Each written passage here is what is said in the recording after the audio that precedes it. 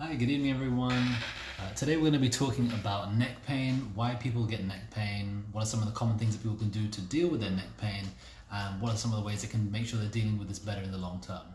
So first of all, we're going to really establish what the neck is. So it may sound simple, but the neck essentially is going to be anything from the bottom of the head down to the top of the shoulders. For a lot of people, they may include, say, the tops of the shoulders, and we can potentially start to include that within the neck because some of these muscles will run into the neck itself.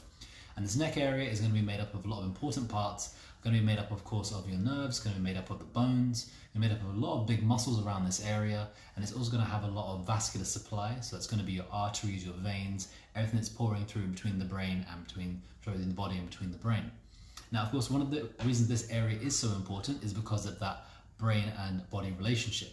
Your brain is what is controlling everything within your body, but for it to get any information to the rest of your body, it has to go through the neck first. So it's very important the neck is kept healthy, because if it's not, it can have a detrimental effect, not just on the neck itself, but on the rest of the body, whether it's your heart or your other organs or even your immune response and your digestion. So when we're looking at why people get neck pain, some of the common things, this is something I see every day in practice, is that people are having neck pains, especially related to things like work or related to injuries. These are usually the two big things, and these are the two big things which will be the causes. Other things, whether it's, say, stress, whether it's, maybe a cold or a physiological sickness, they will be more exacerbating factors. But the big causes that we see on a day-to-day basis are the physical things. So these can be traumas, these can be accidents, these can be injuries, or it can be the physical things of their life which are more habits, whether it's their posture, whether it's sleeping position, or even some of the other habits they may do in the day, like looking down at phones too much, or maybe staring at screens and their head coming more forward over time. All of these things are going to put a lot more pressure onto the neck itself, especially those muscles and those nerves in the neck. So I've modeled the neck here, and of course this is a model without any muscles around it. But you may notice all these big parts coming off the back of the spine. These are actually there so that your big muscles can attach onto them, and so you can allow for movement to the neck.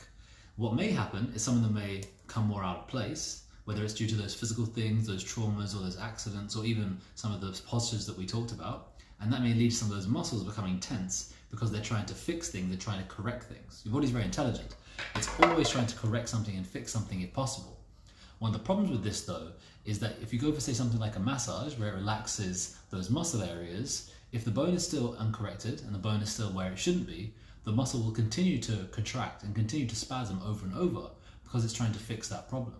And also, say if something is, say, here and it's out of place and the muscle is trying to put it back, but instead of correcting the actual bone itself, we start to then relax the muscle, then things can go even further and they can come even more out of place. And this can be why sometimes we see patients where they've been for something like, say, massage, and they've been a bit too hard, a bit too heavy, especially in the neck muscles, and afterwards they've been much worse, or maybe they've even had other symptoms forming, such as headaches, or suddenly they're now getting problems going down to the arms because more nerves are being affected.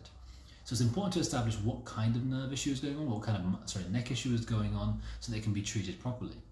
If there is a problem going on with the neck as well, generally I would advise, and this is not just for people that we see, but even for myself, I would say, if we're going for things like, say, massage or any soft tissue work, try not to have too much work done, especially around the neck or the shoulders. For any of my patients, I advise no massage in this area at all.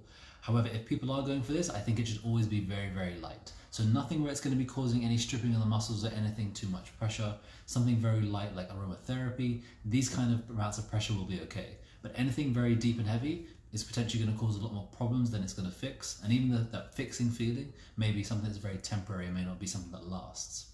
So what I would suggest generally if people are having neck issues is number one, try and establish what the cause is and try and figure that out. And then two, to make sure they get a proper consultation to find out exactly what's going on with someone who is trained. So these consultations should be a mix of talking about the issue, going through the medical history, also doing physical assessments just for the neck, and then also doing nerve scans to see how the nerves through the neck are being affected and how that may affect the rest of the body. Before starting any sort of corrections or adjustments, there should always be some level of x-ray to see exactly what's going on and to make sure it's safe to do any sort of adjustments and make sure that any of those corrections are as accurate and specific as they should be. If anyone has any questions about neck pain or has any issues about neck pain, feel free to leave comments into the video below, or you can give us a message at 8438-9550 or email help@vitalitychiropracticcenters.com and we'll get back to you as soon as we can. Have a great evening, everybody.